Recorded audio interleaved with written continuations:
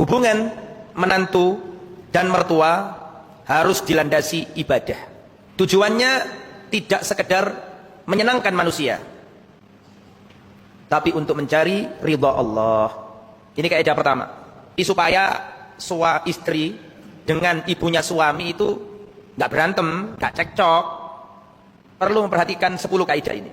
Sebelum dilanjut, saya mau tanya dengan jujur, banyak nggak terjadi percekcokan antara istri dengan ibunya suami? Banyak apa sedikit? Banyak. Dan ini jarang dibahas. Yang dibahas kan sering bagaimana suami istri bahagia, gitu kan?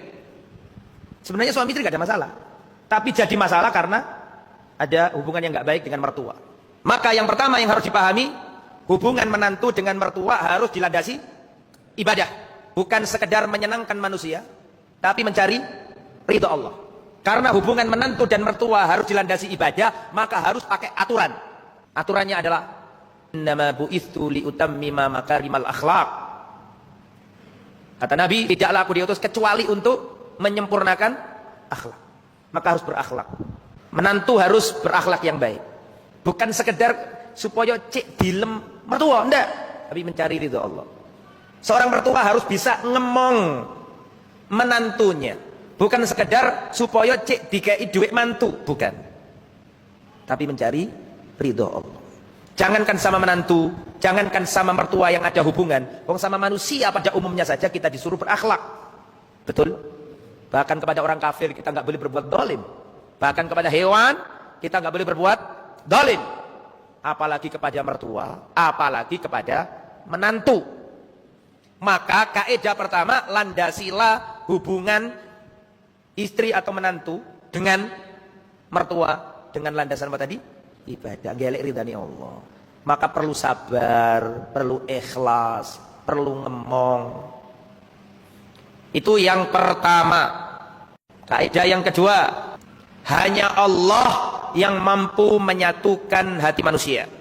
Maka jika seorang suami diuji oleh Allah, istri dan ibunya cekcok, mintalah kepada Allah untuk mendamaikannya. Karena gak ada yang bisa mendamaikan kecuali Allah. Saya ulangi, kaidah nomor 2. Hanya Allah yang mampu menyatukan hati manusia. Maka siapapun suami yang diuji oleh Allah, percekcokan antara istrinya dan ibu kandungnya, minta tolonglah kepada Allah agar Allah mendamaikan keduanya. Dan ini ada ayatnya, Pak. Kau nggak bisa melunakkan hati ibu kandungmu, kau nggak bisa melunakkan hati istrimu dengan hartamu, nggak bisa. Kau kasih istrimu mobil mewah, harta yang melimpah, belum tentu dia sayang kepada ibumu. Allah Subhanahu wa taala berfirman dalam surat Al-Anfal ayat 63, "Lau anfaqta ma fil ardi jami'an." Seandainya engkau nafkahkan seluruh bumi ini, bumi dan seluruhnya, ma'allafta baina qulubihim, kau enggak bisa menyatukan hati-hati mereka. Walakinallaha allafa bainahum, tapi hanya Allah lah yang menyatukan hati mereka. Jadi jangan pede, wis gampang kok takekane duit, belum tentu. Enggak bisa. Siapa yang diuji oleh Allah, istrinya dan ibu kandungnya cekcok, gak ada yang bisa menyatukan mereka kecuali Allah.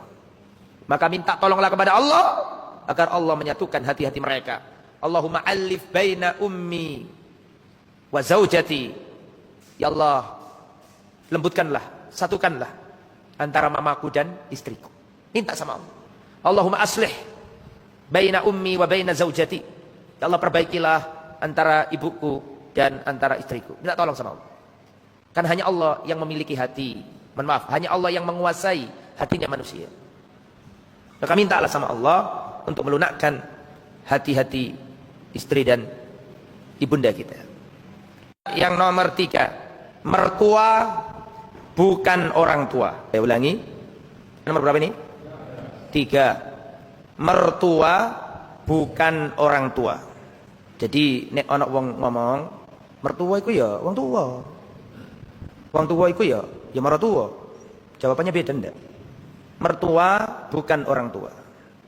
Mertuamu kalau mati kamu enggak dapat warisan. Tapi kalau orang tuamu yang mati, kamu dapat warisan. Kamu wajib berbakti kepada orang tuamu, kamu nggak wajib berbakti kepada mertuamu. Banyak yang nggak setuju model karo omonganku iki. Saya tak jelas no, ambekan sih. Mertua bukan orang tua. Tidak ada kewajiban menantu berbakti kepada mertua. Tidak ada kewajiban menantu ngasih nafkah ke mertua. Tetapi bantulah suami istrimu atau suamimu untuk berbakti kepada orang tuanya. Mertua bukan orang tua, tapi hormati, cintai, sayangi, tapi jangan samakan dengan orang tuamu. Ini kaidah. Bisa dipahami kira-kira? Tetapi ketika biar nggak disalahpahami, ketika dikatakan nggak ada kewajiban bagi menantu berbuat baik, maaf, saya ulangi, tidak ada kewajiban menantu berbakti kepada mertua, bukan berarti mendoliminya, bukan berarti tidak menghormatinya, bukan berarti tidak membantunya, bukan berarti tidak menyayanginya. Tetapi beda antara menantu kepada mertua dengan anak kandung kepada mertua. Nggak salah paham kan? Halo? Nggak salah paham? Nggak ada kewajiban bagi suami berbakti kepada mertuanya. Nggak ada kewajiban bagi istri berbakti kepada mertuanya. Tetapi istri wajib membantu suami berbakti kepada orang tuanya. Tetapi suami wajib membantu istri berbakti kepada orang tuanya. Dan berbuat baik kepada mertua, istri berbuat baik kepada mertua, bagian dari ketaatan kepada suami. Tetapi juga jangan tuntut istrimu lebih. Karena di sana ada batasan. Karena menantu bukan anak. Karena mertua bukan orang tua. Ada batasan yang tidak boleh dilanggar. Kira-kira sebelum dilanjut bisa dipahami ya jemaah? Gak bingung kan? Nah, kaidah nomor 4. Bukan termasuk sunnah mengumpulkan istri dengan orang tua. Ketika dikatakan bukan sunnah, bukan berarti gak boleh. Ya boleh saja. Tetapi perlu diingat, tinggal terpisah dengan seluruh kerabatnya suami adalah haknya istri. Istri berhak. Kecuali kalau istri legowo, ya monggo, tidak apa-apa. Saling kefahaman, saling memahami, tidak apa-apa. Tapi misalnya seorang suami istri tidak bisa hidup bersama mertua. Mas, aku itu sayang sama emakmu, cinta sama emakmu. Aku juga nggak mau nyakiti sama emakmu. Tapi mas, aku gak iso urip karo emakmu. Mesti ono masalah. Mesti ono salah paham. Aku nggak bisa. Dan suami harus paham, haknya istrimu diberi tempat khusus tanpa keluargamu. Akhirnya nggak paham lagi? Enggak, maksudnya dalam kehidupan sehari-hari akhirnya nggak paham. Betul apa enggak? Saya ngakikan gini, awakmu gak bakti tau nang aku, gitu. Kudu nurut karena aku. Berbakti kepada orang tua tidak boleh melanggar haknya istri. Ati kulli haqqin haqqa, berikan setiap pemilik hak akan haknya. Kewajibanmu berbakti. Tetapi agama menggariskan kamu berkewajiban ngasih tempat tinggal khusus, tidak ada kerabatmu, itu juga haknya istri. Itu hak, ini hak. Ini harus dilaksanakan, ini harus dilaksanakan. Kecuali kalau istri ridho. Itu pun istrimu sudah berkorban. Ya, bukan sunnah. Saya baca ya. Al-fuqaha'u ajma'u. Seluruh fuqaha bersepakat. Anna min haqqiz zaujah, di antara haknya istri, an yakuna laha maskan mustaqil. Hendaknya dia diberi tempat tinggal secara terpisah. La yusyarikuha fi ahadun min aqaribiz zauj. Tidak ikut serta di dalamnya satupun dari kerabatnya suami. Termasuk ibu. Kenapa? Litajannubil masyakil, untuk menghindarkan dari problematik. Problem-problem. Wa hadza haqqun syar'iyyun. Ini adalah hak wanita secara syar'i. Tetapi kalau sabar, ya bagus. Apalagi mertua baik, menantu baik, ya bagus, alhamdulillah. Tapi jarang. Cuman hendaklah istri, ya kalau memang ekonomi suami belum mampu, ya sabar. Tapi suami harus tahu.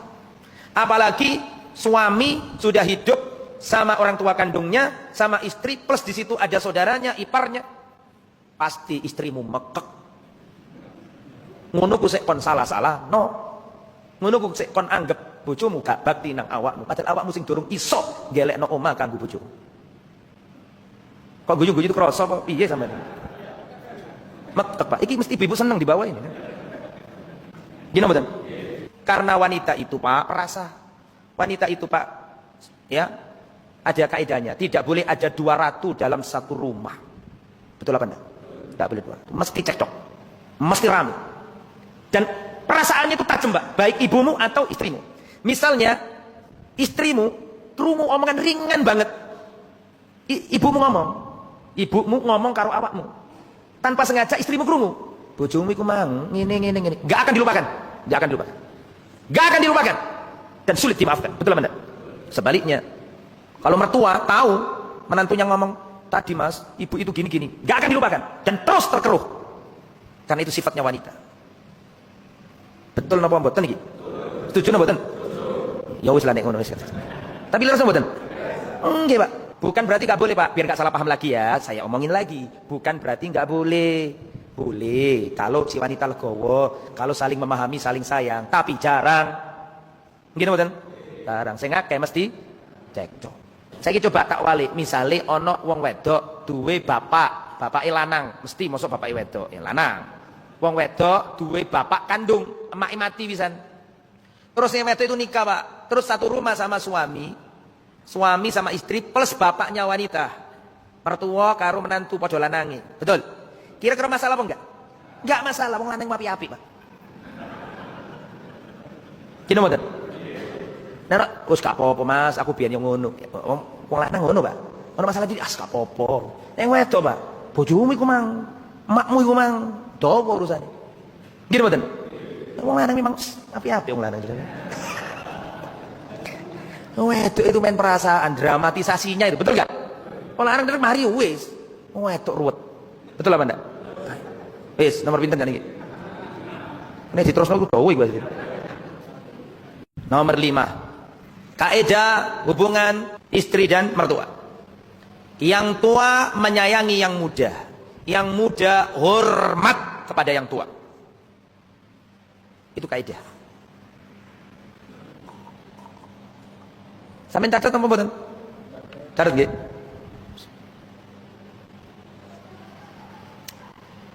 Kaidah nomor pinten niku? 5.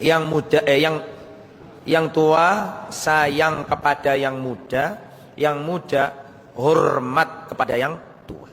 Ini kaidah sudah dijelaskan Nabi belasan abad yang lalu.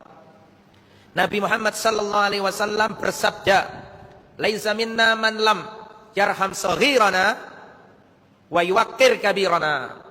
Bukan golonganku orang yang tidak menyayangi yang muda dan tidak hormat kepada yang tua. Maka mertua harus bisa ngemong dan menantu harus bisa apa? Hormat. Nah itu sudah dijelaskan Nabi. Sing tua nyayangi sing nom hormat nang wong sing tua. Sabar akan kekurangan masing-masing. Ini kaidah nomor 6. Fasbir ala ma yaqulun. Bersabarlah atas apa yang mereka bicarakan. Jadi kadang-kadang mertua dengarkan omongan gak enak dari mantu, atau mantu kadang-kadang dengar ucapan gak enak dari mertua. Fasbir ala ma yaqulun. Sabarlah dari ucapan mereka. Makanya tadi kan di awal kan sudah saya katakan, Pak, bukan sunnah mengumpulkan ibu dan istri. Ketika itu dilakukan, siap-siaplah sabar, siap-siaplah menghadapi problem, siap-siaplah saling melihat kekurangan masing-masing. Namanya hidup serumah antara mertua sama menantu, mesti tahu kejelekan-kejelekan. Hanya orang yang bebas tahu kejelekan kita, suami istri, Pak. Tapi orang lain tidak bisa, Pak. Bisa dipahami tidak? Istrimu, mohon maaf ya, sampai lekuk tubuhnya kamu tahu semuanya. Suamimu, wahai ibu-ibu, semua lekuk tubuhnya kamu tahu semua. Tapi itu beda dengan mertua, sudah beda. Mertuamu belum tentu siap menerima kekuranganmu. Berbeda dengan mertuamu, belum tentu kamu bisa menerima kekurangannya. Makanya rata-rata mertua itu kadang-kadang anak sing dikumpuli gak dipuji-puji, soalnya ngerti eleke. Tapi mantune sing ado, sing seneng dipuji-puji. Mesti anak sing dialoki gak dipuji, soalnya eleke ro kabeh. Nggih mboten? Anak sing ado puji-puji. Lah coba uripo bareng, belum tentu. Belum tentu sing omahe ado iku mang betah. Paling seminggu wis gak kuat. Betul kan mboten? Okay. Makanya butuh sabar. Fasbir ala ma yaqulun. Bersabarlah atas apa yang mereka bicarakan.